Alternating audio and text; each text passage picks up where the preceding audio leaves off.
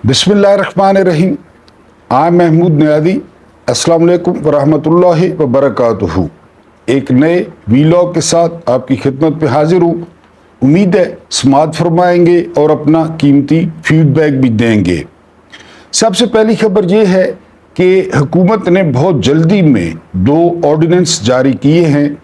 चूँकि सदर जरदारी मुल्क से बाहर है और यूसुफ रज़ा गिलानी वो कायम मकाम सदर है, तो उन्होंने जल्दी जल्दी 2 ऑर्डिनेंस जारी किए हैं। उनका क्या मामला है ये आपको बताना है। इसके अलावा हुकूमत इमरान खान से मुज़ाकरात क्यों चाहती है, क्यों वो मिनटों पर उतर आई है कि इमरान खान उनसे मुज़ाकरात करें।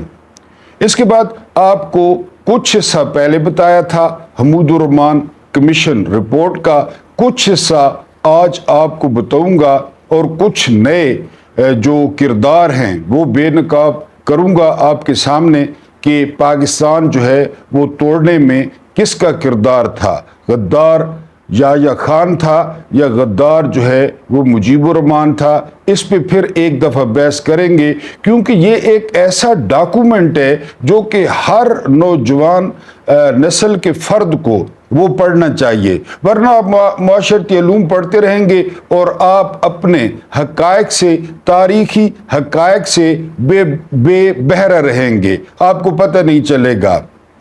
अमेज़ोन पे ये हमीदुर रहमान कमीशन मौजूद है, अगर आप इसको ख़रीद सकते हैं तो ख़रीद लें, वरना वैसे मैं इंशाल्लाह अपने वीलॉग्स करता रहूँगा।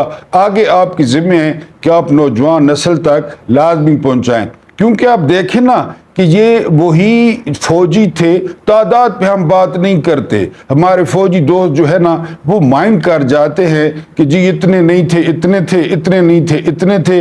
हम बात करते ही नहीं है तादाद की, हम सिर्फ ये कहते हैं कि बदर में आपकी तादाद कितनी थी। यानी बदर में 313 थे, ये तो आप मानते हैं ना कि बदर में 313 थे, और ये भी आप मानते हैं कि 1000 का लश्कर वो कील कांटे से लैस था मुकाबले में, और ये भी आप मानते हैं किताबों में लिखा है कि 313 में से 6 के पास तलवारें थी, एक किताब में लिखा है कि 2 के पास तलवारें थी। तो ये बेसर सामानी थी। आप बदर से हट जाएं, आप अफगानिस्तान पे आ जाएं। अफगानियों ने कितने अरसे तक डंडों के साथ और पत्थरों के साथ वो मुकाबला किया दुनिया की सबसे बड़ी ताकत का, वो आपके सामने नहीं है। मैं आपको वियतनाम का बताता हूँ कि वियतनाम जो है वो 10 साल तक डायरेक्ट अमेरिका के साथ लड़ता रहा, सुरंगें खोद कर।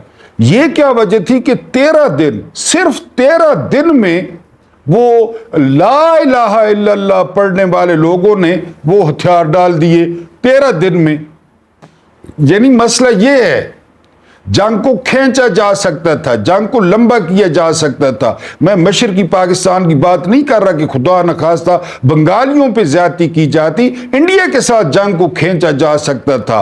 अक़वाम मुत्तहिदा आ जाता, अमेरिका आ जाता, चीन आ जाता, लेकिन 13 दिन में इनकी हवा निकल गई। और इनकी हवा, और नौजवान जो जवान था, जो फौजी जवान था, वो डटा हुआ था। लेकिन ऊपर वाले, वो मैं आपको पूरी इंशाल्लाह स्टोरी बताऊंगा, लेकिन कुछ खाने को पहले डिस्कस करते हैं कि आपने महसूस किया, कभी मुस्तफ़ा कमाल कहता है कि जाकर नवाज शरीफ वो नाश्ता ले जाए इमरान खान के लिए, कभी फारूक सतार कहता है कि 804 से बात करनी पड़ेगी, और कभी राणा सनाउल्लाह कहता है कि हमसे जो है वो मुज़ाकरात करे, हमारे लिए बड़े एजाज़ की बात होगी।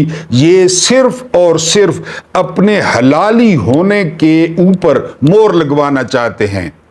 अगर ये इतने मुल्क के खैर खा होते, अगर ये इतनी जमहूरियत के खैर खा होते, तो चुप करके लूटा हुआ माल वापस कर दें। वो जो मुस्तफ़ा कमालू कह रहा है कि नवाज शरीफ वो इमरान खान के लिए नाश्ता लेकर जाए, वो सिर्फ इतना करे हाफिज नईमुर रहमान की तरह कि अपनी सीट छोड़ दे। आप देखेंगे कि शाम तक वो टॉप ट्रेंड कर रहा होगा, वो अपनी सीट छोड़ दे कि मैं तो जीते ही नहीं हूं।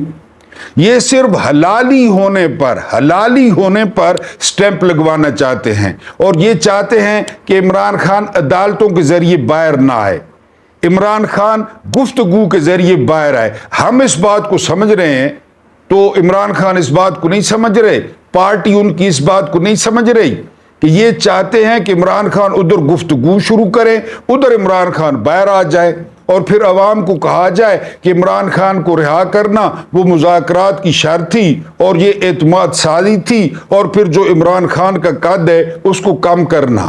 عمران خان کے مانے بغیر یہ حلالی، سیاسی طور پہ یہ حلالی ہیں ہی نہیں۔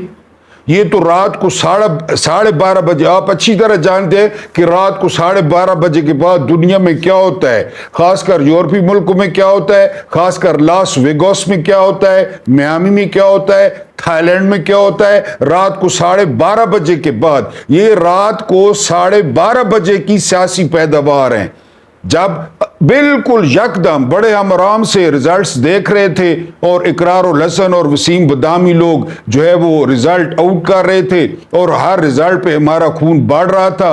انڈیپینڈنٹ امیدوار اتنے ووٹ لے کر آگے، انڈیپینڈنٹ امیدوار اتنے ووٹ لے کر آگے، اور جب پھر 12 ہوئے تو چراغوں میں روشنی نہ رہی۔ سکندر سلطان راجہ کو کسی نے کان سے پکڑا، کوئی کہتا ہے جنگل میں لے گیا، کوئی کہتا ہے ویران جگہ پہ لے گیا، کوئی کہتا ہے دیوار کے پیچھے لے گیا، اور پھر جب سکندر سلطان راجہ واپس آئے تو پھر رزلٹ نے وہ پہلے رکے اور پھر پلٹا کھانا شروع کر دیا۔ 70 700 بننے لگا، 90 900 بننے لگا، اور 60 6000 بننے لگا۔ پھر یہ ہوا، اب یہ چاہتے ہیں کہ عمران خان ان کو لیجٹیمیسی دیں، عمران خان ان کو حلال کر دیں، ورنہ ان پہ جو بوجھ ہے، جو دنیا کا بوجھ ہے، جو عوام کا بوجھ ہے کہ یہ 2 نمبر ہیں، یہ لٹیرے ہیں، یہ مینڈیٹ چور ہیں، انہوں نے مینڈیٹ چوری کیا ہے، لوگوں نے ان کو ووٹ نہیں دیے اور قطعی طور پہ نہیں دیے۔ اب صرف یہ چاہتے ہیں کہ عمران خان ان کو سیاسی طور پہ حلالی جو ہے وہ کر دیں، یعنی عمران خان ادھر مذاکرات شروع کریں گے، ادھر یہ شور مچانا شروع کر دیں گے کہ جو ہے نا، کیونکہ یہ اسی طرح کرتے ہیں۔ ابھی جو منتیں کر رہے ہیں نا، بار بار آپ کو پیر پگاڑا کا حوالہ دیتا ہوں کہ جب یہ اقتدار میں نہیں ہوتے تو پاؤں پڑتے ہیں، اور جب یہ اقتدار میں ہوتے ہیں تو گلے پڑتے ہیں۔ اب ان کا کام پھنسا ہوا ہے کہ ہمیں کسی طریقے سے حلالی کیا جائے، ہمیں حلالی بنایا جائے۔ کل احسن اقبال، وہ لنڈے کا رستو، وہ کہہ رہے تھے کہ جی 2029 تک انتظار کرے پی ٹی آئی۔ آپ احسن اقبال صاحب آج نکالے نا، آپ کی مردانگی چیک ہو جائے، آپ کے ٹیسٹوویرون چیک ہو جائے کہ آپ کتنے آپ میں ٹیسٹوویرون ہیں، آپ نکالے نا خان صاحب کو باہر۔ پھر 2029 تک کون انتظار کرتا ہے یہ آپ کو بھی پتہ چل جائے گا، اور آپ کے ہینڈلرز کو بھی پتہ چل جائے گا۔ آپ صرف دروازہ کھولیں، اور آپ نہ کھولیں، آپ ججوں کو، وہ جو جج پروسیڈ کر رہے ہیں، یہ تو درخواستوں پہ درخواستیں دے رہے ہیں ججوں کو، اور جج کریں لوگوں کے ساتھ۔ آپ کے ساتھ بات کر کے تو ہمیں آزادی چاہیے ہی نہیں۔ اگر آپ سے بات کر کے عمران خان وہ باہر آتے ہیں تو پھر وہ عمران خان ہیں ہی نہیں، پھر تو وہ اجنبی ہیں، پھر تو آپ کی طرح ہیں، آپ کے لیڈر کی طرح ہیں، یعنی جدہ بھاگنے والے کی طرح ہیں، کتے کا خون دکھا کر پلیٹلیٹس کم کرنے والوں کی طرح ہیں۔ ایسا عمران خان ہمیں چاہیے ہی نہیں، کیونکہ ایسے عمران خانوں سے پہلے پورا ملک بھرا ہوا ہے۔ ہم اس عمران خان کے نظریے کے ساتھ ہیں جو جیل میں ہے، جو سختیاں برداشت کر رہا ہے، اور کوئی نئی بات نہیں ہے۔ سید علی گیلانی نے پوری جوانی تہاڑ جیل میں جو ہے وہ گزار دی، کوئی نئی بات نہیں ہے۔ نیلسن منڈیلا نے گزار دی، کوئی نئی بات نہیں ہے۔ اور یہ احسن اقبال صاحب کسی کسی کے حصے میں آتی ہے۔ یہ اسیری جو ہے، یہ سجاد ابن حسین علیہ السلام کی یہ سنت ہے۔ وہ زنجیریں اور بیڑیاں جن کا جو ہے نا وہ گوشت کھا گئی تھی، یہ ان کی سنت ہے، یعنی ان کی سنت پہ کوئی چلتا ہے۔ آپ جیسے حرام خور اور آپ کے لیڈروں جیسے حرام پہ پلے ہوئے، ان کے نصیب میں یہ چیزیں نہیں ہوتی۔ اور عمران خان کبھی بھی آپ لوگوں کو حلالی ڈکلیئر نہیں کریں گے۔ آپ سے بات چیت کر کے 2 آرڈیننس جاری ہو گئے۔ پہلے پرویز مشرف کے دور میں جب نیب آیا نا، تو اس میں تھا کہ جی 90 دن کا جو ہے وہ ریمانڈ ہوگا اور 90 دن کی تفتیش ہوگی۔ یہ بڑے چیخے، یہ بڑے چلائے، کیونکہ سارے چور ہیں۔ میں تو نہیں چیخا تھا، میں تو نہیں چلایا تھا، تو وہ یہ بڑے چیخے نہیں جی یہ بڑی زیادتی ہے، یہ بڑی انسانی حقوق کی خلاف ورزی ہے، یہ بڑا یہ ہے، یہ بڑا وہ ہے، جس طرح ان کو باتیں آتی ہیں۔ انہوں نے کیا کیا، انہوں نے وہ عمران خان نے چیلنج کر رکھی ہیں، وہ ترمیم عمران خان نے چیلنج کر رکھی ہیں، حالانکہ انہوں نے اب کہا ہے کہ جی اب انہوں نے کتنا کر دیا، انہوں نے 14 دن کر دیا 90 دن سے، کہ جی 14 دن ہوگا ٹوٹلی، کیونکہ خود سارے چور ہیں، ایک دوسرے کو فیسیلیٹیٹ کر رہے تھے۔ اب جب عمران خان کی ضمانتیں قریب آئیں، ایک تو آج انہوں نے چھٹی کر دی، ٹھیک ہے آج چھٹی تھی، عدالت بند ہوگی۔ جس ملک میں چھٹی والے دن عدالتیں لگنی چاہیے، چھٹی والے دن، جس ملک میں اتنا ظلم ہوتا ہو وہاں عدالتوں کی چھٹیاں۔ میں نے آپ کو پہلے بھی ایک ڈائلاگ سنایا تھا مرحوم سلطان رائی صاحب کا۔ سلطان رائی صاحب نے ایک فلم میں کہا تھا کہ ظلم 24 گھنٹے ہوتا ہے، ظلم دن رات ہوتا ہے، اور عدالتیں صرف دن کو کھلتی ہیں۔ کیوں؟ یہاں تو دن رات عدالتیں قسم خدا کی کھلنی چاہیے، صبح والے جج اور ہوں، رات والے جج اور ہوں، جس طرح فیکٹریوں میں ہوتا ہے کہ 2 شفٹیں ہوتی ہیں، 3 شفٹیں ہوتی ہیں، اسی طرح یہاں پہ دن رات عدالتیں کھلیں اور لوگوں کو انصاف دے۔ یہ جو کھلی ہوئی ہیں، کبھی جج نہیں ہے، کبھی جج بیمار ہے، کبھی جج کی ماں بیمار ہے، کبھی جج کی گھر والی بیمار ہے، یہ حالت ہے۔ اچھا اس پہ انہوں نے چھٹی کر دی، ٹھیک ہے جی چھٹی بھی انہوں نے کر دی، حالانکہ آج عمران خان کی جو سائفر کیس تھا وہ لگا ہوا تھا۔ بہرحال اب ان کے پاس جو ہے نا وہ کوئی رستہ نہیں ہے کہ وہ عمران خان کو اندر کس طرح رکھیں۔ وہ ایک پیر بنا پھرتا ہے، مخدوم ہے وہ ملتان کا، ویسے وہ زرداری کا پالشیا ہے، زرداری کا مالشیا ہے، 47 پہ جیت کے آیا ہے، یہ پیر، یہ وڈیرے۔ اس نے آرڈیننس جاری کیا جی کہ اب پہلے یہ مخالفت کرتے تھے کہ اب نیب 40 دن تک اپنے پاس جو ہے وہ رکھ سکے گا ملزم کو، کیونکہ یہ نیب والی نئی گیم ڈال رہے ہیں۔ وہ جو بے شرم اور بے حیا انہوں نے چیئرمین بنایا ہے، لیفٹیننٹ جنرل ہے وہ نذیر بٹ، حالانکہ آفتاب سلطان استعفیٰ دے گیا تھا کہ مجھ سے یہ کام نہیں ہوتے۔ ظاہر ہے انسان کا کوئی ضمیر ہوتا ہے، کوئی انسان میں ماں باپ کی تربیت ہوتی ہے، کوئی انسان نے اسلامیات پڑھی ہوتی ہے، کوئی انسان کو نماز کا ترجمہ آتا ہوتا ہے، کوئی انسان نے جو ہے وہ کلمہ پڑھا ہوتا ہے، کوئی انسان نے جو ہے وہ سورہ اخلاص پڑھی ہوتی ہے، لیکن یہ چیئرمین صاحب ان ساری باتوں سے ماورا ہے۔ یہ ہو لیول تے ہے لیول پڑھے انہیں اور کچھ نہیں پڑھی۔ وہ چونکہ نئی واردات کرنے جا رہے ہیں، آفتاب سلطان نے نہیں کیا تھا، آفتاب سلطان کو گھر بھیج دیا گیا، اس کو لے آئے۔ یہ ریٹائرڈ لیفٹیننٹ جنرل بھی ہے، تنخواہ کا اندازہ کر لیں، پینشن کا کر لیں، زمینیں کتنی ملی ہوں گی، پلاٹ کتنے ملے ہوں گے، لیکن آپ کو پتہ ہے یہ بے روزگار ہیں۔ یہ فوراً آ گیا اور اس نے یہ 2 نمبر اور بے حیائی کا کام شروع کر دیا۔ اب یہ عمران خان پہ ایک اور کیس لا رہے ہیں نیب کا، وہی بٹ صاحب، اور اس میں اب عمران خان کی گرفتاری ڈالی جائے گی اور اس کو 40 دن جو ہے وہ صرف تفتیش کے لیے، 40 دن تو وہ گئے نا کہ جی 40 دن تو لٹ مار کرو نا، یعنی 40 دن تا اپنا خود ہی تے سارے ہینڈلر ہی تے وہ سارے، یعنی وہ نا 40 دن تا موجہ مارو نا۔ اس تو بعد تک کیسی، اس تو بعد کہیں جج نی بیوی بیمار تھی دی، کوئی جج چھٹی تھی چلے دی، عامر فاروق جڑا ہے جی عامر فاروق کو قبرستان کر رہے تھی، لہذا 40 دن تک کڈو۔ اور سارے وکلا کہہ رہے ہیں کہ جو ترامیم ہی چیلنج ہے سپریم کورٹ میں، اور 30 کے 31 تاریخ کو اس کی ہیئرنگ ہونی ہے، اس قانون میں پہ آرڈیننس آ گیا۔ اب ملک کا حال دیکھیں۔ الوی جب آرڈیننس کو جاری کرتا نا تو یہ کہتے تھے کہ ایوان صدر کو آرڈیننس کی فیکٹری بنا رکھا ہے کہ جی آرڈیننس پہ آرڈیننس آ رہے ہیں۔ اب کیا ہے، اسمبلی موجود ہے، سینٹ موجود ہے، لیکن آرڈیننس کی وہ جلدی کام کریں جی، کیونکہ آپ دیکھیں گے آج یا کل یعنی کوئی نئی نیب کی ان کے ہاتھ میں ہے نا۔ یہ ایول جینیس بیٹھتے ہیں شیطان کی، ابلیس کی مجلس شورا، ابلیس کی مجلس شورا آپ کو سناؤں گا۔ ڈاکٹر اقبال کی بہت خوبصورت پوئم ہے، نظم ہے، ابلیس کی مجلس شورا۔ یہ ہے ابلیس کی مجلس شورا، یہ اپنی روحیں اپنی دنیاوی عہدوں کے بدلے میں ابلیس کے پاس یہ گروی رکھ چکے ہیں۔ اپنی عزت، اپنی ناموس، اپنی غیرت، اپنی حیا، اپنی شرم، یہ ابلیس کے پاس جو ہے وہ گروی رکھ چکے ہیں۔ تو یہ ابلیس کی مجلس شورا اب کوئی نیا قانون بنائے گی، جو ہے وہ کیس بنائے گی نیب کا، اور نیب 40 دن ریٹین رکھے گا عمران خان کو۔ رکھ لیں 40 دن اور رکھ لیں، پہلے جو سال ہو گیا ہے جیل میں بیٹھ کے وہ جو تم لوگوں کی بجا رہا ہے، وہ ہم تو اسی پہ خوش ہیں۔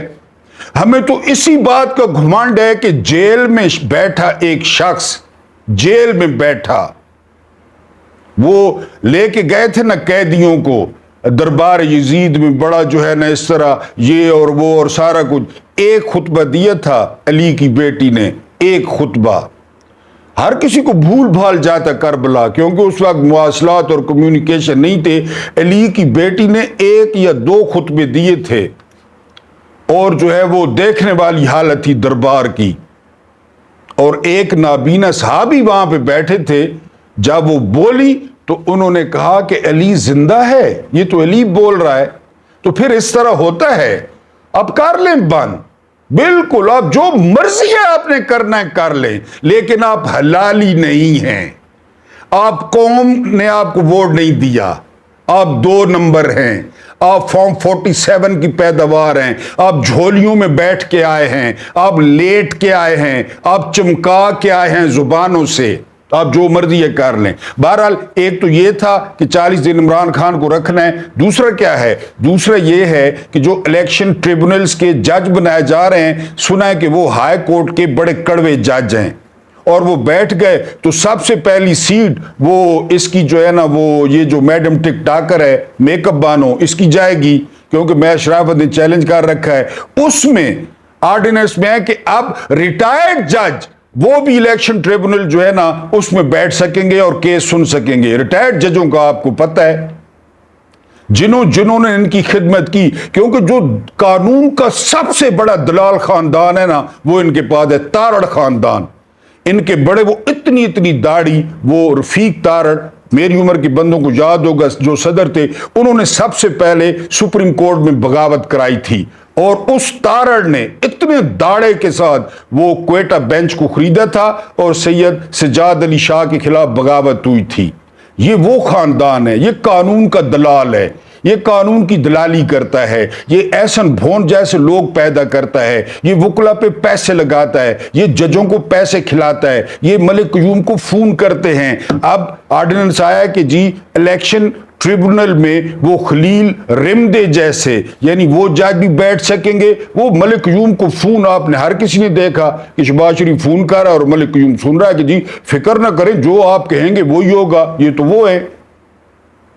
تو دوسرا آرڈیننس ہے کہ جی ریٹائرڈ جج سردار طارق مسعود جیسے وہ جج جو ہے نا، پھر قاضی فائدی صاحب بھی ریٹائر ہوگا اکتوبر میں، یہ ہو گئے، ان سب کو یہ فیسیلیٹیٹ کریں گے۔ یہ جو یہ بات ان کی مانی ہے۔ وہ باقر تھا جو ہے نا باقر علی شاہ، کوئی مقبول باقر، وہ پیپلز پارٹی کا بڑا زبردست جو ہے نا، جب سپریم کورٹ میں تھا، کوئی شرم کوئی حیا، حالانکہ وہ شاہ ہے سندھ میں، خیر جو بھی جمعرات کو پیدا ہوتا ہے وہ سارے شاہ ہیں، تو وہ جو ہے نا ادھر سپریم کورٹ میں جج تھا، وہ مکمل طور پہ سپریم کورٹ کا جو ہے پیپلز پارٹی کے حق میں سارے کرتا۔ پھر انہوں نے کیا کیا آپ جانتے ہیں، وہ کیوں نگران وزیر اعلیٰ بنا سندھ کا؟ وہ نگران وزیر اعلیٰ بن گیا۔ یہ نام نوٹ رکھتے ہیں کہ کس کس نے ہمیں فائدہ دیا۔ یہ ہے آپ کا ملک، یہ ہے آپ کا سسٹم۔ وہ نجم سیٹھی کہہ رہا تھا کہ سپریم کورٹ کی جو ہے نا فارمیشن وہ اس طرح ہوتی ہے کہ 3 جج جو ہے نا وہ نون لیگ کے ہوتے ہیں، 3 جج پیپلز پارٹی کے ہوتے ہیں، 1 ایم کے۔ سپریم کورٹ سیٹھی کہہ رہا ہے، اور میں ان پہ حیران ہوں، وزن لٹکانے والوں پہ اور الٹا لٹکانے والوں پہ، کہ یہ جو سیٹھی ہے یہ ان کا ماما لگتا ہے، یہ ان کا پھپھڑ لگتا ہے، اس کے جو منہ میں آئے وہ کہتا ہے ٹی وی پہ بیٹھ کے، اس کو کوئی نہیں پوچھتا۔ اور شاعر احمد فرحاد کو، وہ غریب کو، کشمیری کو غائب کر دیا جاتا ہے۔ نجم سیٹھی کہہ رہا تھا ذرا سینسٹیوٹی پہ غور کریں کہ سپریم کورٹ میں عموماً اس طرح ہوتا ہے۔ تو ایک آرڈیننس جی یہ آیا ہے کہ عمران خان کو مزید 40 دن کے لیے، حالانکہ وہ سپریم کورٹ میں چیلنج ہے، یہ نہیں کر سکتے تھے، کر دیا۔ ظاہر ہے اس کے بعد جو ہے وہ ریٹائرڈ جج بھی الیکشن ٹریبونلز میں اسلام آباد ہائی کورٹ کے جج ان کے قابو نہیں آ رہے. وہ عظیم 7 جج وہ طارق محمود نے طلب کیے ہوا ہے نا سب کو, یعنی اسلام آباد 1 2 3 کے حلقوں میں جو 6 جج نام دیے ہیں ملک صاحب نے, پنجاب ہائی کورٹ کے چیف جسٹس نے, وہ 6 کے 6 سنا ہے, وہ بھی ڈنگے ہیں, ان کو لگی ہوئی ہیں مرچیں. یہ حلالی ہونا چاہتے ہیں اور وہ جج ان کو حلالی رہنے نہیں دیں گے کیونکہ سارے ہارے ہیں. یہ بہرحال 2 آرڈیننس وہ جاری ہوئے ہیں. اب اپنے مین مدے پہ آتے ہیں, اور مین مدعا یہ ہے کہ حمود الرحمان کمیشن, میں نے آپ کو کہا کہ ایمیزون پہ موجود ہے, لیکن یہ ہمارے ساتھ, ہمارے لیے بہت نئی بات ہے, بہت نئی بات ہے ہمارے لیے. یعنی ہمارے ساتھ ایسا ہو جانا, جنہوں نے آنکھ کھولی تو جن کو بتایا گیا علی ابن ابی طالب, ہمیں بتایا گیا خالد بن ولید, ہمیں بتایا گیا عمر ابن خطاب, ہمیں بتایا گیا اسامہ بن زید, اس کے بعد ہمیں بتایا گیا جو ہے وہ صلاح الدین ایوبی, ہمیں بتایا گیا جو ہے وہ محمد بن قاسم, ہمیں بتایا گیا کہ جی وہ طارق بن زیاد, ہمیں بتایا گیا موسیٰ بن نصیر, ہمیں بتایا گیا محمود غزنوی. یہ ہمیں کسی نے بھی نہیں بتایا کہ یہ بھی ہوا ہے, ہم نے یہ بھی کیا ہے, ہمارے یہاں ماتھے پہ یہ کالک بھی لگی ہوئی ہے. یہ میں آپ کے سامنے رکھتا ہوں, پھر آپ نے فیصلہ جو ہے وہ خود کرنا ہے. جنرل یحییٰ خان اور شیخ مجیب الرحمان میں سے غدار کون تھا؟ شیخ مجیب الرحمان جو کہ عوامی نمائندہ, آپ کو پتہ ہے الیکشن کے ذریعے ووٹ لے کر 167 سیٹوں پر کامیاب ہو کر کے اقتدار کی منتقلی چاہتا تھا. صرف کل بھی میں نے بات کی تھی کہ آپ انصاف رکھتے ہیں, اس نے 167 سیٹیں لی تھی, پیپلز پارٹی نے 86 سیٹیں لی تھی. سمپل سی ایکویشن ہے, آپ خود بتا دیں کس کو ملتا ہے اقتدار. جبکہ یحییٰ خان اور اس کے حواری, جن میں ذوالفقار علی بھٹو شامل تھے, 100% شامل تھے. بھٹو نے بعد میں جو بھی کیا سو کیا, لیکن اس وقت بھٹو برابر کا شریک تھا یحییٰ کے ساتھ. 86 سیٹوں کے ساتھ اقتدار اصل عوامی طاقتوں کو منتقل نہیں کرنا چاہتے تھے, نہ یحییٰ نہ بھٹو, جس کے نتیجے میں جنگ ہوئی اور پاکستانیوں کے ماتھے پہ بدترین کالک ملی گئی. ہزاروں فوجی بھارت کی قید میں گئے. کیا نہیں گئے؟ گئے, بالکل. ہم جنگ ہارے اور پاکستان 2 ٹکڑے ہو گیا. نہیں ہارے, نہیں 2 ٹکڑے ہوا. اس کا اصل ذمہ دار کون ہے؟ اس کے اوپر عمران خان صاحب نے زور دیا ہے اور قوم سے گزارش کی ہے کہ تمام پاکستانی حمود الرحمان کمیشن کی رپورٹ ضرور پڑھیں. اب ایمیزون پر جو کتاب پڑھی ہوئی ہے حمود الرحمان کمیشن رپورٹ کی, وہ 167 صفحات ہیں, 167, حالانکہ اس سے بہت زیادہ ہیں. اس کو آپ پڑھ نہیں سکتے یا نہیں پڑھنا چاہتے تو اس ویلاگ کے اندر میں مختصراً اس رپورٹ کا متن کریک یا اس جو ہے نا وہ آپ کو جو ہے نا اس کا مرکزی خیال, اس کی باٹم لائن آپ کے سامنے رکھنے والا ہوں. اس کا خلاصہ, اس کا نچوڑ آپ کے سامنے رکھنے کی کوشش کروں گا. مرشد عمران خان صاحب چاہتے ہیں کہ آپ کو پتہ ہونا چاہیے کہ اس رپورٹ میں کیا ہے, اس لیے میں آج آپ کے سامنے اس کا متن رکھتا ہوں.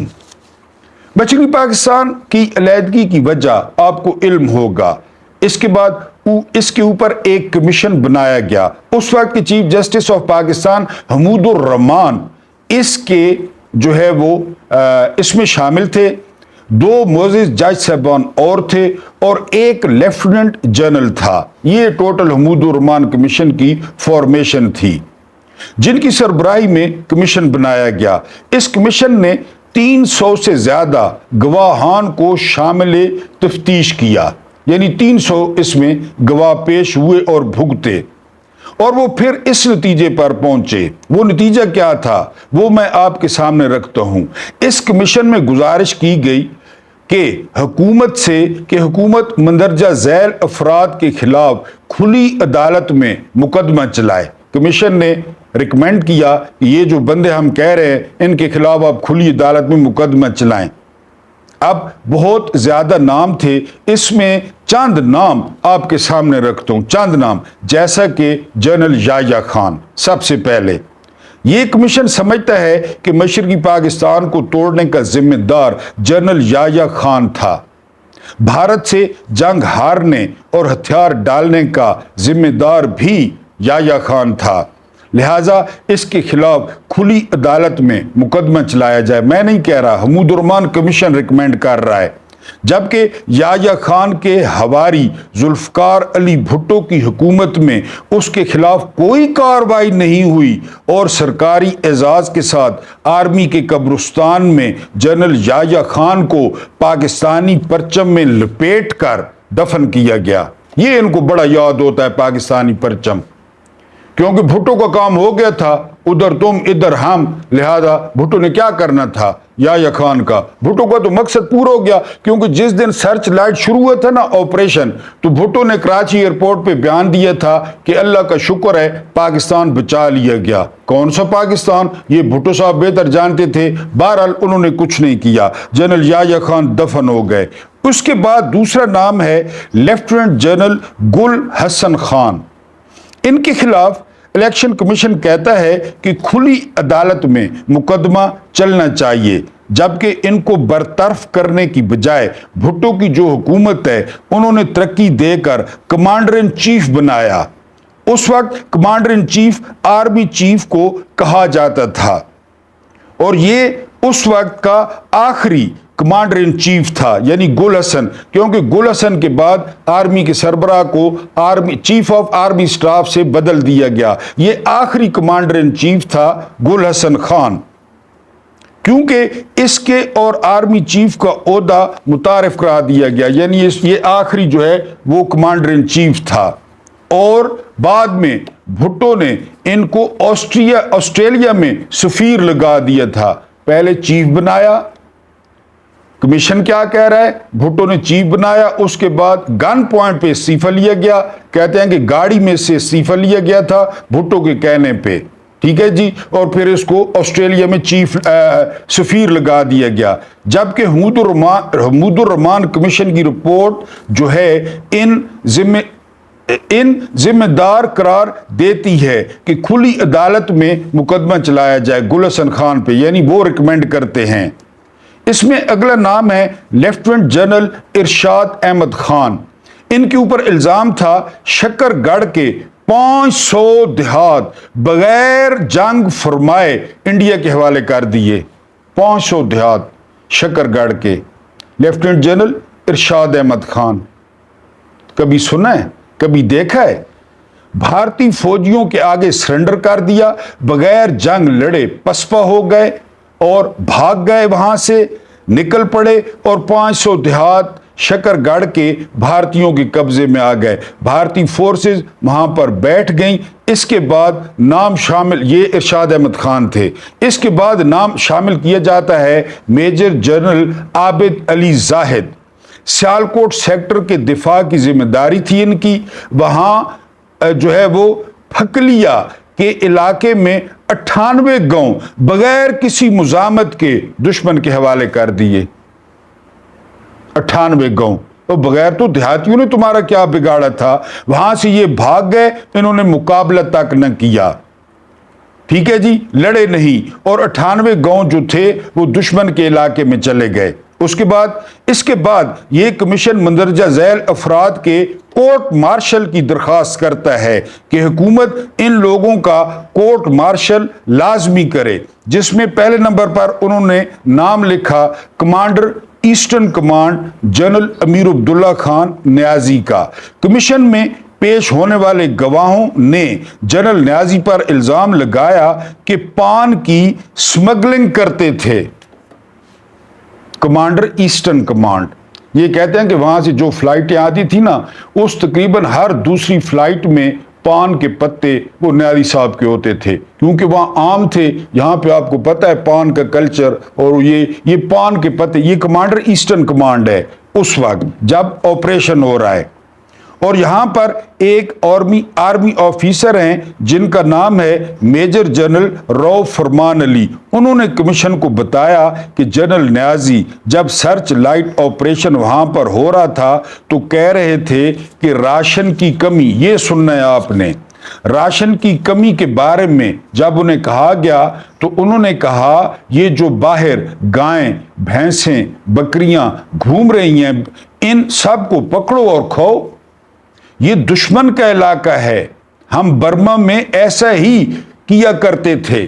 دوسری جنگ عظیم میں امیر عبداللہ خان نیازی وہ برما کے محاذ پر تھے اور ان کی دلیری اور ان کی بہادری پر ان کو جو ہے وہ تمغہ بھی ملا تھا اور اس کے علاوہ ان کو ٹائیگر نیازی کا خطاب ملا تھا. اور کیا رہے ہیں کہ ہم برما میں دوسری جنگ عظیم، آپ کو پتہ ہے کہ وہاں پہ جو گائیں، بکریاں، بھیڑیں ہمارے آگے چڑھتی تو ہم ان کو کھاتے. ظاہر ہے وہ تو دوسری جنگ عظیم تھی. یہاں پہ کہہ رہے ہیں کہ یہ دشمن کا علاقہ ہے مشرقی پاکستان، یہاں پہ آپ کو یہ جو بھینسیں، گائیں، بھیڑیں نظر آ رہی ہیں پکڑو تو کھاؤ. کس نے منع کیا ہے؟ یہ کمانڈر کہہ رہا ہے جو کمانڈ کر رہا ہے وہاں پہ. ہم برما میں ایسے ہی کرتے تھے. میجر جنرل صاحب کی یہ گواہی بھی موجود ہے کہ یہ مشرقی پاکستان کو دشمن کا علاقہ کہتے ہوئے لوٹ مار کا ڈائریکٹ آرڈر کرتے تھے اور فوجی جوانوں کو اس کا حکم دیتے.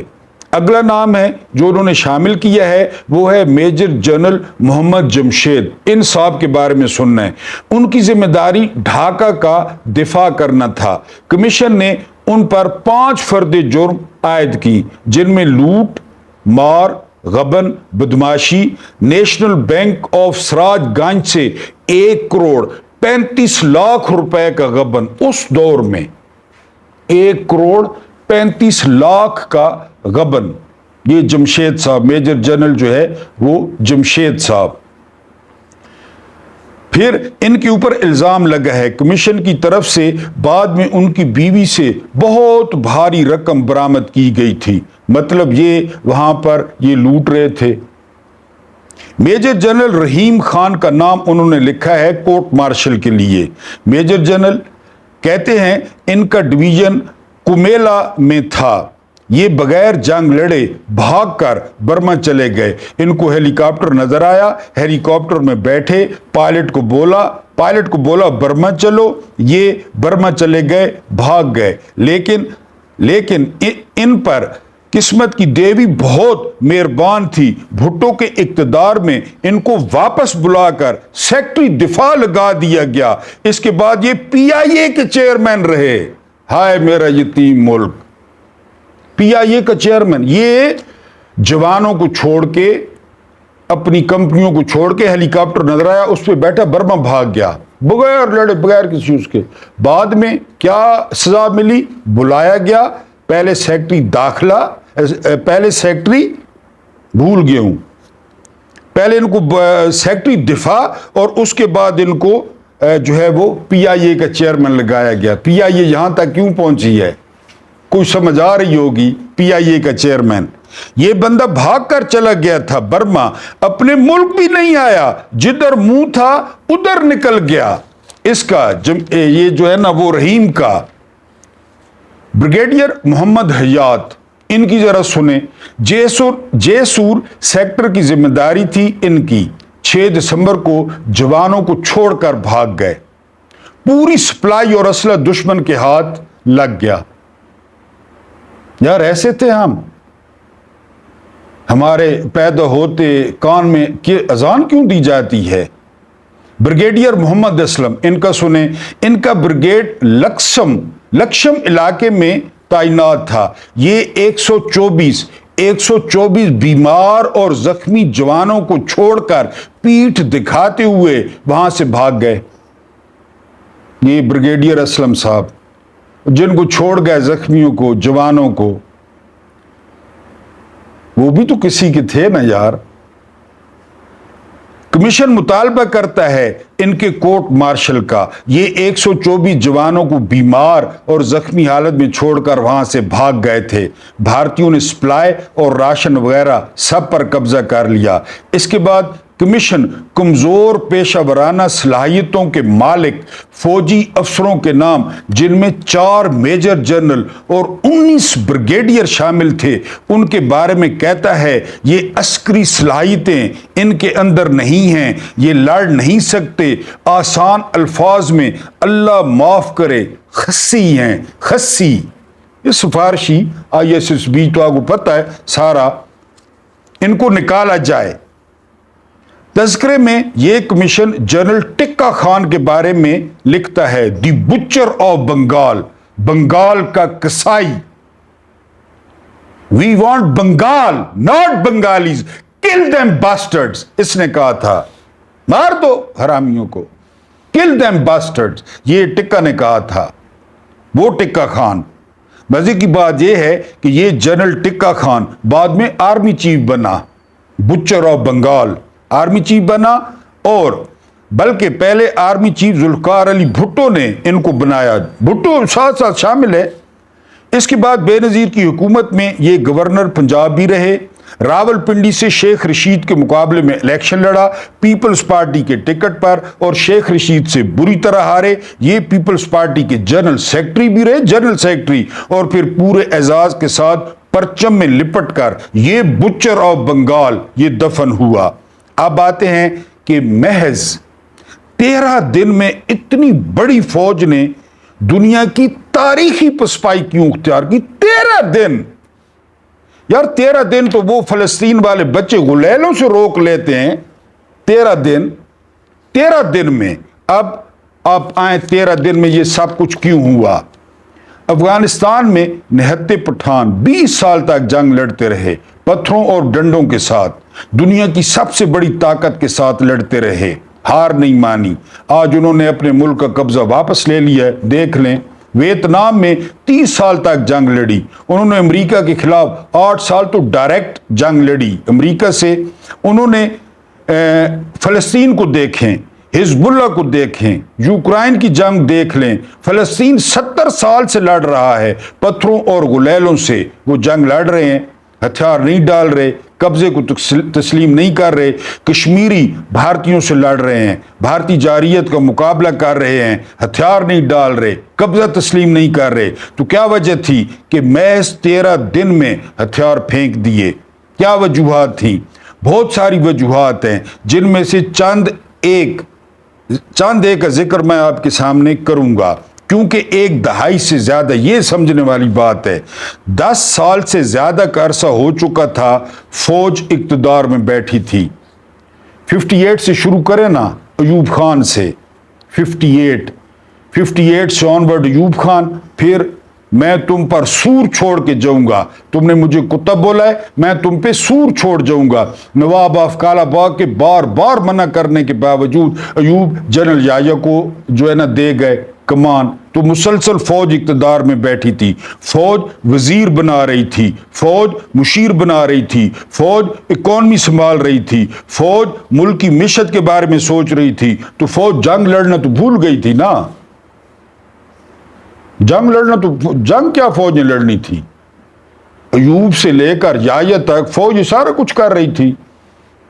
मैंने आपको तैमूर के बारे में बताया था, तैमूर लंग ने कहा है अपनी किताब मैं हूं तैमूर, उसमें जिसने उस्मानी खलीफा यलदरम को इस्तांबुल से पिंजरे में बंद करके वो ले गया था, यानी अपने वो इलाके समरकंद, पिंजरे में बंद करके उस्मानी खलीफा को, उस्मानी सल्तनत अरूज पे थी, ये वो तैमूर था। तैमूर ने कहा था कि कभी भी फौज शहरों में नहीं होनी चाहिए, जंगल, ब्याबान, सहरा, खुले मैदान।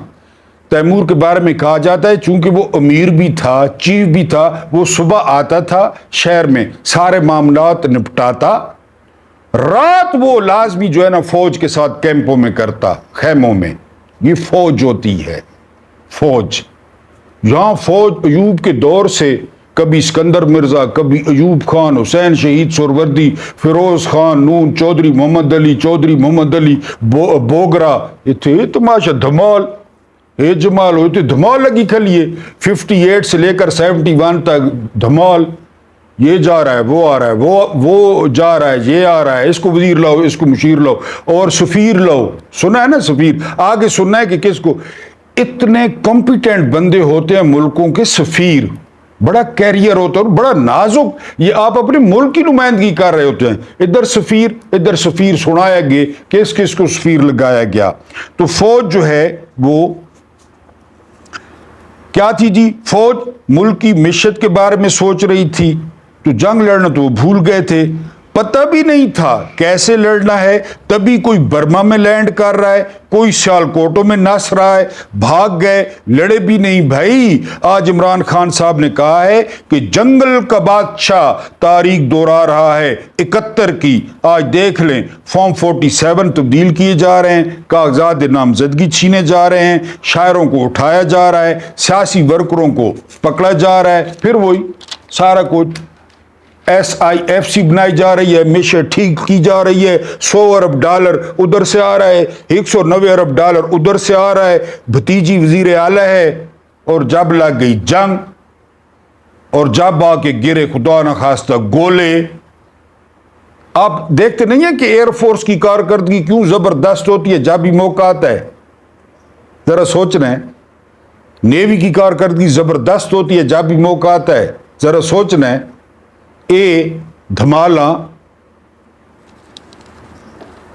ہاں جی، یہ مقدمے بنا رہے ہیں، سیاست ہو رہی ہے ملک میں، تو جنگ کو لڑنا یہ بھی بھول جائیں گے. جوان لڑ رہا تھا، تب بھی جوان زخمی وہاں کیمپوں کے اندر موجود ہوتے تو بریگیڈیئر صاحب نس جاتے تھے. اوپر سے ہیلی کاپٹر تھے، انہوں نے جا کر سائن کیے تھے نا، فوجی جوانوں نے سائن کیے تھے وہاں پہ.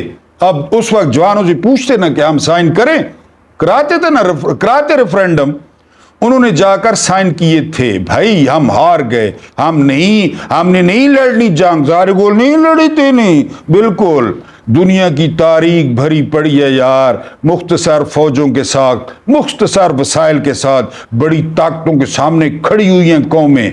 بڑے ہیں وہ، لڑے ہیں وہ، سرنگیں بنا بنا کر جنگیں لڑی ہیں. ویتنام نے سالوں سرنگوں کے اندر جنگیں لڑی. ہزاروں فوجیوں کے سامنے 10 لاکھ بھی فوج ہوتی، ڈٹ کر لڑتے، تب بھی 10 سال تک جنگ چلتی رہتی یار. اقوام متحدہ آ جاتا، امریکہ آ جاتا، چین آ جاتا، صلح ہو جاتی، کچھ بھی ہو جاتا، حل نکل آتا. 13 دن میں ہتھیار پھینک دیے، 13 دن میں پاکستانیوں کے ماتھے پر کالک مل دی گئی، ہماری نسلوں کے ماتھے پر کالک مل دی، بدنام کر دیا. دنیا کے اندر ہمیں اتنا عظیم جرم ہمارے ساتھ، اتنی بغیرتی اس قوم کے ماتھے پر ملی. اس کی ایک اور وجہ میں آپ کے سامنے رکھتا ہوں. یہاں میں ذکر کروں گا حسن عباس کی کتاب پاکستان ڈرفٹ انٹو ایکسٹریمزم، یہ کتاب کا نام ہے. اس کتاب میں وہ لکھتا ہے جنرل نیازی نے جب ڈھاکہ کے اندر امریکن کونسلیٹ کو یہ پیغام بھیجا کہ ہتھیار پھینکنے کی یہ تجویز دہلی پہنچائی جائے، تو واشنگٹن اسلام آباد کے اندر موجود اپنے سفیر کو کہا کہ جنرل یحییٰ کی منظوری لو پہلے. جنرل یحییٰ اس وقت اتنا مصروف تھے کہ جنرل یحییٰ کی جگہ منظوری کس نے دی تھی بھلا؟ جی اس وقت سیکرٹری خارجہ تھے سلیمان احمد. سرنڈر کی دستاویز کی اجازت جو ہے نا وہ کون دے رہا ہے؟ سیکرٹری خارجہ. سیکرٹری خارجہ نے جنرل یحییٰ کی جگہ اس بات کی منظوری دی. ٹھیک ہے سارا کے. اور جنرل یحییٰ کہاں مصروف تھا؟ سن کر شرم سے آپ کی آنکھیں جھک جائیں گی.